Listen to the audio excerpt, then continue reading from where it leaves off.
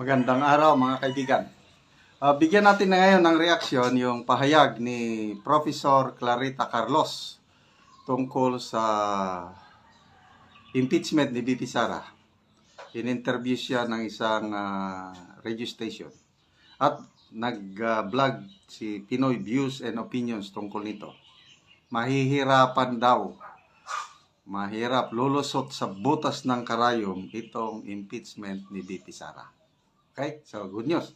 Pakinggan natin itong komentary ni Pinoy Views and Opinions at saka si Professor Carlos. Sa butas ng karayom ang ipinail na impeachment case laban kay Inday Sara Duterte. In short, mga kababayan, mahihirapan. Yan po ang tingin ng dating National Security Advisor ni PBBM na si Clarita Carlos. Machiavellian, mga kababayan.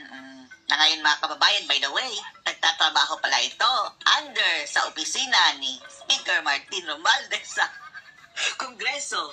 Pero Yes, isa siyang researcher, si Professor Carlos, connected pa rin siya sa gobyerno. Merong isang department yan, yung tungkol sa, I think, strategic research, something like that. Diyan magaling si Professor Carlos. So, tauhan ni Speaker Martin Romualdez itong si Professor Clarita Carlos ngayon. Kailang very honest yung kanyang opinion. Mahihirapan, sabi niya. ayon mismo kay Clarita Carlos, mga kababayan, ay etong impeachment case si VP Sara Duterte ay mahihirapan lalong-lalo na sa Senado dahil kinakailangan lang daw, mga kababayan, ay ng 7. Pitong senador na boboto ng no. I think kulang yung 7. Dapat 8. Kasi 23 na lang ngayon ang senators. Kailangan ng 2/3. Ang 2/3 is 16. So kung may 16 senators na boboto sa conviction ni VP Sara, lusot ang impeachment. Ibig sabihin, convicted si VP Sara. Kung 7 lang ang mag-vote ng no or 7 lang ang mag-acquit, talo si VP Sara. Dapat 8. Kasi kung 8 ang mag-convict, 15 ang kung 8 ang mag-acquit, not guilty, yung 8, 15 lang ang mag-convict, ibig sabihin hindi nakaabot ng 2/3 vote ng Senado. Ay maaabsuelto na si VP Inday Sara. At base po sa ating nakalap, mga kababayan, base dito sa listahan ng mga kasalukuyang senador, 23 na lang po sila, mga kababayan, dahil wala na po si Angara. Kung 7 lang na no ang kailangan ni Sara, ay mayroon na tayong Robin Padilla, si Jinggoy Estrada, na hayagan na po magsalita, mga kababayan, na ayaw sa impeachment, si Nancy Binay, Yes. Senator Bato de la Rosa, si Bongo, at si Bong Revilla. Isa na lang ang kulang. Bong Revilla, I think, hindi yan, I disagree. Ang Bong Revilla, aliado ito ng Marcos. So, hindi yan boboto pabor o hindi. Magkukonvict yan si Bong Revilla. I disagree. So, tama yun. Jinggoy, Bato, Go, Padilla, Amy Marcos, ano ba? 5 na, no? Magkapatid na Cayetano, mag-inang Villar, siyam na yan. Subiri, Villanueva, ayan ang nakikita ko. 11. Plus may mag-a-abstain. Sigurado yan, yung mga re-electionist, matatakot yan sa resback ng taong bayan. Ang mga re-electionist, yan sina Bong Revilla, sino ito? Bong Revilla, Lito Lapid, Tolentino, mga re-electionist yan. Mag-a-abstain. Ay kung nag-abstain, lalo silang matatalo. Mga kababayan, na dapat tumbinsihin safe na si Sara. At andito pa mga kababayan ang mga kakampi dati ni dating Pangulong Duterte na si Alan Peter Cayetano, Yes. si Mig Zubiri, na not in good terms na ninangagba mga kababayan. Yes. Ewan natin si Tolentino. Hindi na natin asahan. Ang mag-inang bilyar. Huwag nating asahan si Tolentino.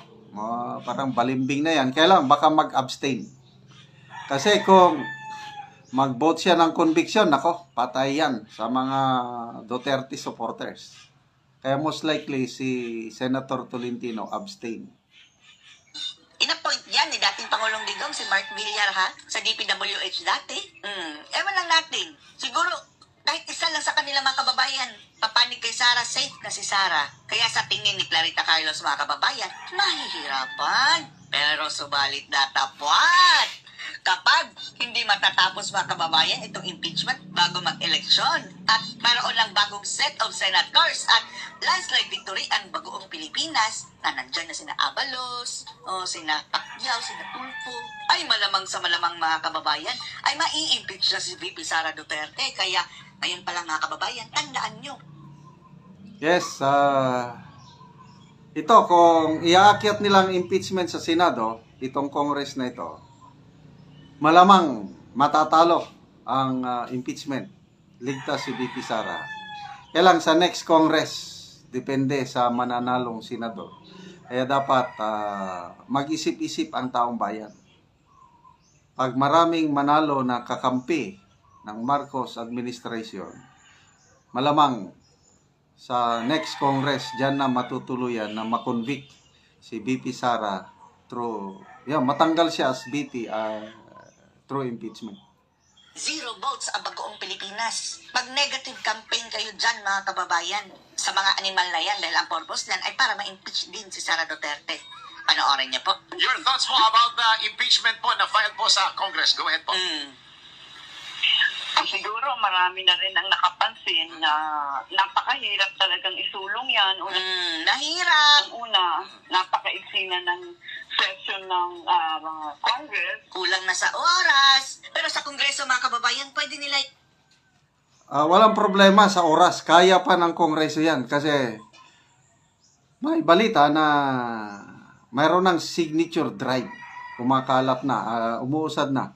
According to Kay Eric, yung source niya sa Kongreso, meron ng 60 signatures as of 2 days ago. So, kailangan na lang ng 43 kasi 103 signatures lang kailangan. Sa tingin ko, bago mag-bakasyon ang mga kongresista, makakalap na sila ng 103 signatures. Yun na. Aakyat na sa Senado ang impeachment. So, no problem with time constraints. Kaya pa nila yan. bilisan. Pasado na yung automatic dyan sa mga congressman eh. At pangalawa ay mahirap kunin yung 16 na senators na mag-a-approve niyan. 16. Kailangan nila ng 16 mga kababayan, pero paano kung may mag-abstain? Di kulang na sila. Chamber Opo. at 105 sa lower chamber. Sa palagay po ba ninyo? So pagka ganun po yung mga ganitong yung thought po ninyo na mahirap, palagay po ninyo wala ng future yung ito pong impeachment na na-file. Dalawa po yata yung Never say never. Sabi nga ni Ngagba. Pero hindi din tayo makakasiguro mga kababayan dahil alam naman natin ang laro ng politika, di I ba? file na kahapon, pangalawa na po yata yun. Siguro wala siyang kinabukasan ngayon, pero Right now. maaari pa nilang gawin yan pag bagong kongreso sa July, no? At bago Walang kinabukasan ngayon. Kaya lang, ito tuloy pa rin nila. Parang testing the waters. Talagang mahirapan. So, salamat sa very honest opinion ni Professor Clarita Carlos. Wala nang kinabukasan ngayon. din ang mga senador, mga kababayan. Sigurado tayo kung mauupo na itong sina Abalos, sina Erwin Tulfo, na sabi mga kababayan, gabundok na daw ang ebidensya laban kay VP Sara. At marami pang iba na kasamahan nila. Siguradong si Sara Duterte sa pwesto. At siguro, ang hinuha ko ang nagpa-file niyan ay nagbibigay signal at warning kay Vice President Sara. Oo nga po. Sa I'm hawak warning ng mga you. Pilipino po, sa palagay po ninyo, paano po tinitingnan ng mga Ganyan Pilipino ba, po itong Clarita? mga impeachment na i-file po sa Congress ngayon, Prof? Ay, iba kasi yung publiko eh. May publiko na talagang nakasausaw dyan. At Anak ni Sausa, Iba-iba ang publiko, correct. But, pantayan natin ang isang grupo ng publiko, yung Iglesia ni Cristo. Ito ang game changer, yung gagawing rally ng Iglesia. Sana matuloy na ito. Kailan ang rally? Pag-usapan natin sa susunod nating vlog.